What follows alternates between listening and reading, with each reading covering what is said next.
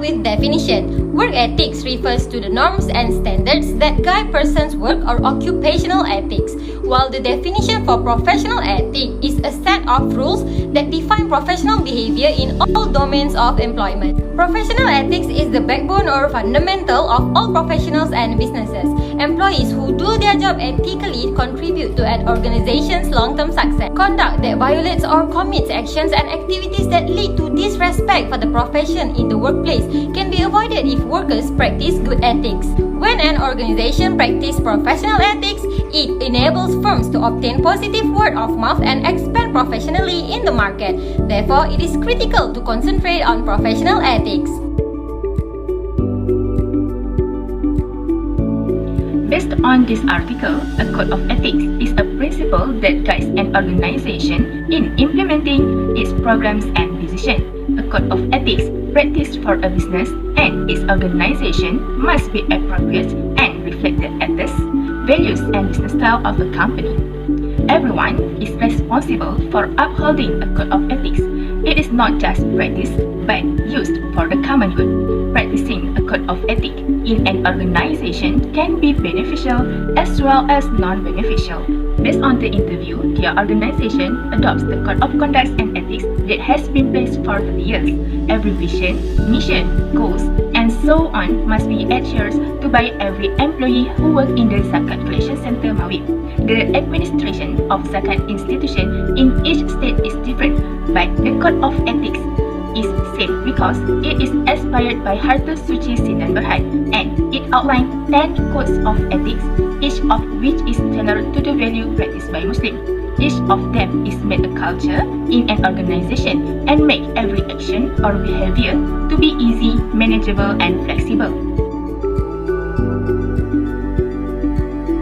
In literature review, Elms and Nichols found that no correlation between the perceived that ethical climates and moral reasoning. Study also discovered that younger workers reason at a higher level than older workers, which could be due in part to the organizational process. Let's move to the interview parts. Mrs. Sakina said younger workers must learn and follow a good ethics from older workers. The seniors must be an example to the juniors. Based on the observation between two sources, there is a contrast between both. Elm and Nichols state young workers were more rational in the workplace than older workers. However, Mr. Sakina said younger workers should follow a good ethics and behavior after their older co-workers. In literature review, the management style of a business has a significant impact on employee commitment to their jobs.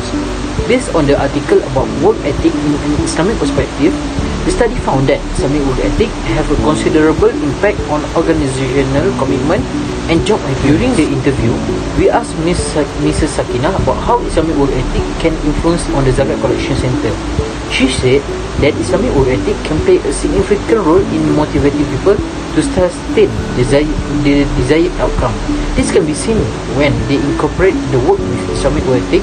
There are a lot of improvement among the employees. So, from that, we can infer that Islamic work ethics such as justice, honesty, fairness, generosity, and trust have a good influence on employee behavior and performance. Every employee wants to achieve good performance professionally. The researchers reported that the religious-based ethic had an impact on a good performance. Other studies proposed that Islamic work ethic affects organizational satisfaction and commitment, and it affects job satisfaction, the organizational commitment, and also work performance. All the above can be achieved when we implement and practice good behavior efficiently in the workplace. Those can be helpful in managing workplace conflict aspects too.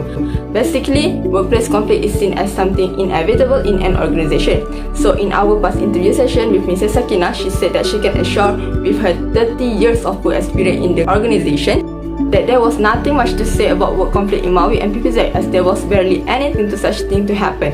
Moreover, she said that it's because board of directors of the organization is good and has the capability to do their own job well. So from our finding, we can say that generally every organization will have a work conflict, either often or rarely. So however, in PPZ Maiwp, there were almost no work conflict occurring. It's because they implement the good virtues of Islamic teaching into their work ethic.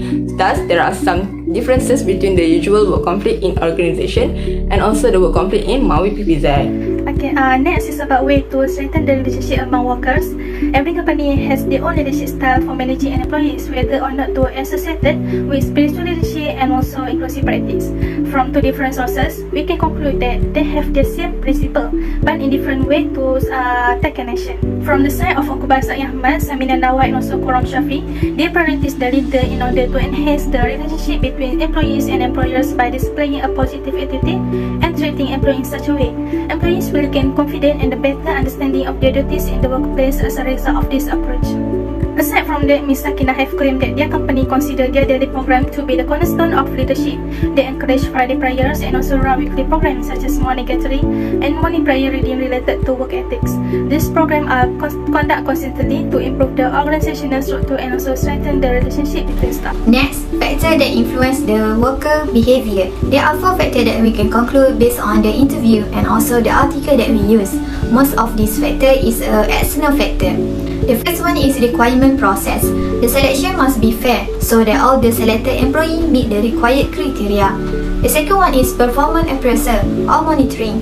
As a result, all the employees will be more focused and give a full commitment toward their job. Next, culture of the organization itself. This factor became mentality among the employee. And the last one is desire to improve themselves. According to the both sources that we made, we can say that there are some benefits that we can gain in applying the professional of ethics, which is one of the code of ethics. Firstly, because of the common consensus among the organization, it will ease in managing the staff matters, where it more useful in discussing the project or finding a solution to some problems. The good cooperation also one of the benefits that we can gain in order to get the best results and also having a clear vision and mission of our company. From the good cooperation, the staffs will easily receive and follow the instructions very well. Last but not least, a very clear point of the benefits that everyone will know and gain is success in achieving the company's objective. Clearly, by applying the code of ethics, we can get many benefits from it. In a nutshell, Islamic work ethics must be practiced by any employees in organization to get a lot of benefits and impacts to the company itself, such as job happiness, organizational commitment, and other incentives. Furthermore, from our interview, we get to know a lot of Islamic work ethics, Zakat Collection Center, PWZak. We can gain a lot of information from that.